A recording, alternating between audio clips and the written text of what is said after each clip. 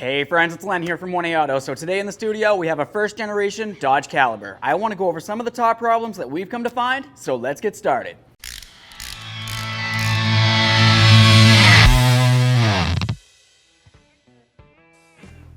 Now for our first problem, we're going to talk about sunroof drain tube issues.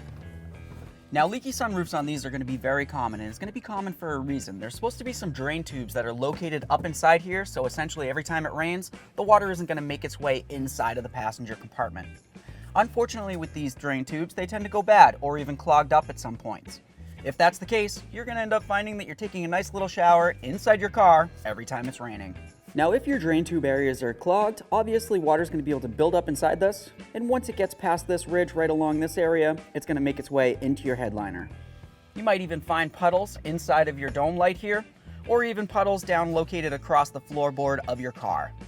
So now if we were going to talk about fixes for this, obviously you're going to want to check this out ASAP, because any water making its way inside the passenger compartment could potentially damage any electronic components inside of the vehicle. What I would do, of course, would be to locate those drain tubes, and then I'm going to try to force a little bit of compressed air up inside of them, see if they're clogged up in any way. If they are clogged, you're probably going to see a little of stuff come flying out of there. If for some reason you try this and it doesn't fix the leak, well then you're going to have to go ahead and replace those drain tubes. After you go ahead and do that, you're going to want to make sure that you get all the moisture out of your passenger compartment. Anything that you leave inside here, like I said before, could potentially damage your electronic components. Now for our second problem, we're going to talk about prematurely worn front struts. Now your front struts are going to be a very important part of your car's suspension. If these are in poor condition or worn in any way, you're probably going to notice some drivability issues. Looking at your front strut, you're going to notice that it's going to have a coil-over spring. This isn't the one for this particular car, but it is one that you can see visually. A couple different things that could potentially go wrong with your struts could be the oil that's inside this area tends to seep out of there, and that's due to the fact that the seal that's located along this piston arm right here wears out. When this happens, if you see oil, well then of course that also means that the gases that are located on the inside are probably all out of there as well. Other things that could potentially happen with this is your little jaunch bumper right here. This is going to be something that's very important. If you were to hit a nice big bump and this was to compress fully, this jaunch bumper is essentially supposed to make sure that this doesn't come all the way down and potentially damage anything. Also, up along the top, you're going to have your strut cap. This is also going to be very important. If for some reason it's worn, torn, or damaged in any way, you're going to find that you hear clunking or bumping over every bump. Other than that, you might notice that you have an issue with your coil spring itself, but that's a little less common. Usually it just comes down to leaking like this. Okay, so now that we talked about some of the symptoms that you might happen to find if you have a poor or damaged front strut, something that I want to talk about is the fixes for this. When you replace a strut, if you happen to find that it's just one that's leaking or damaged in any way, you replace the other at the same time. So if I'm doing the left front, I'm going to do the right front at the same time. Reasons for this could include a couple different things. Sometimes from the manufacturer, they might come in a little bit of a different length. Not usually very much, but a little bit does make a big difference in the front end of your car. Other than that, the spring itself could come with a different tension. So of course, if the new spring had great tension and the old spring was worn and weak, you're going to have one side of your car that's a little saggy and one that's not. Lastly, of course, if you just replace one, more than likely the second one's not too far behind. So go ahead and replace them both as a pair if you find that you have an issue. After you've done that, make sure that you get yourself a four-wheel alignment. Now for our third problem, we're going to talk about issues with your wireless control module. The wireless control module on most modern cars is going to be a very important aspect of the automobile. The reason why that is of course theft. Well, how do they go about setting up this wireless control module? Well, one of the integral things is going to be your key. Inside this key, you're going to find that there's a microchip and there's also a battery. If of course the battery is low, then the microchip isn't going to be able to function the way that it needs to. The importance of the microchip inside the key is so that when I go ahead and put it inside my ignition and try to start the car, the key is going to talk to the wireless control module, which is located inside your dash, part of your computer system, and it's going to say, hey, I recognize you, we can start up. Or if the battery's dead or there's an issue with the wireless control module, maybe you go ahead and you put your key in the ignition, you go to start it up,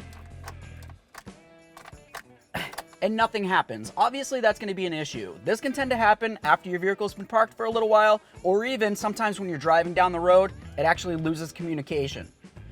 If it was to lose communication while you're driving down the road, more than likely the engine's going to end up stalling out. If it stalls out while you're driving, well, you can imagine what's going to happen. Otherwise, like I said, Maybe you have your car parked, you hop in it, you go to start it up, and the key is just not recognized by the car. It thinks you're stealing it, so it's not gonna start. Now, if we're gonna talk about fixes, we should probably start by talking about the age of the car itself.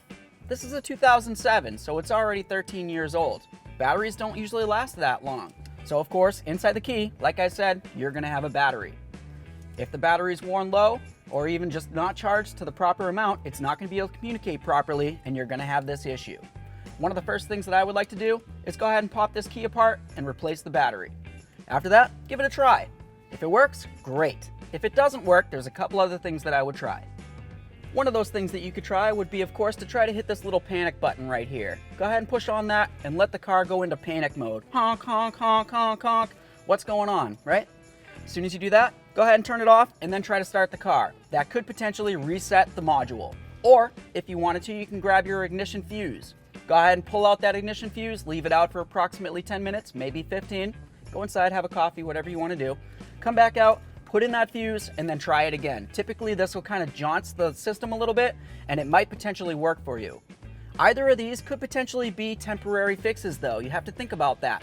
If the battery didn't work when you went ahead and fixed this, and you had to try these other things, like I said, it could be a temporary fix. So maybe the next time you hop in your car, you might find that you have the same issue. If that's the case, get yourself down to the dealer and get your wireless control module either reprogrammed or replaced. Now for our fourth problem, we're gonna talk about powertrain control module issues. Symptoms that you're probably gonna find if you're having an issue like this would probably be a check engine light on your dash. You might also happen to notice that your engine just doesn't seem to have the same power that normally it would. Other than that, maybe your transmission seems like it's slipping. Maybe your engine's RPMs start going up, up, up, up, up, but the car itself just doesn't really seem to. The reason for that is because the transmission isn't shifting the way that it's supposed to, so it's staying in too low of a gear instead of going up and up and up, and then of course increasing speed of the vehicle. Issues with the powertrain control modules are going to be a very common thing on these particular types of cars. It could either be, like I said, the transmission module or even the engine control module. It really depends on what's going on with your particular application. But overall, both of them could use a good reprogramming. Once you go ahead and do that, you're more than likely going to notice that your drivability issues go away, and that's great, because what needed to happen was that the programming that was going on inside those control modules just wasn't up to par. So they went ahead, reprogrammed it for you. Now everything knows what it's supposed to do, and you can go driving down the road safely. And I probably don't really have to say, but before you go ahead and take your car to go get reprogrammed, why don't you just go ahead and check the fluids? If that's an issue, maybe you should just try servicing them. Now for our fifth problem, we're going to talk about internal radio issues. Now for symptoms for this, what you're probably going to notice is that your radio seems like it functions properly, meaning you can go ahead and listen to the music as you're driving down the road, but what you're probably going to notice is that for some reason, maybe your battery seems to tend to like to die on your car, seemingly fairly often. Well, why would your battery die? Obviously, there's something putting a draw on that battery. The reason why that might be is because inside of these stereos, there's a circuitry issue that tends to go bad. And so once that happens, it's going to make it so it's still connecting to try to receive power, and essentially that's going to be drawing power from your battery. So if I was to park this when I get home, go inside, go to bed, come back out the next morning and try to start up the car. Great! The battery's dead again. Or even just the battery is weak. Typically these cars aren't necessarily going to want to start if they don't find that they're at least getting 11.5 volts. So if you're looking at a little under 12, 11, 10, 9, even lower, your car's not going to want to start. That's obviously going to be an issue. Another symptom that you might happen to find is after you turn off your car, you can hear the stereo inside here making a clicking and a thumping noise, almost sounding like something's going on with the CD that's going on inside there. So now we're going to talk about fixes for this because of course, while you're driving in your car, you probably want to be listening to your favorite station. With that said, the fix for this is to actually replace the stereo. You can go ahead and try to take it apart and fiddle with things and all that other stuff, but who really gets inside their stereo and knows exactly what they're looking for in the first place? Overall, you can find yourself a nice aftermarket stereo or even go with an OE stereo. It really depends on what you want to do. For me personally, I would replace the stereo with something that's a little bit more appealing to me and maybe has other functions like maybe Bluetooth or something like that. So I would just go ahead and replace the stereo and then this problem's going to be fixed.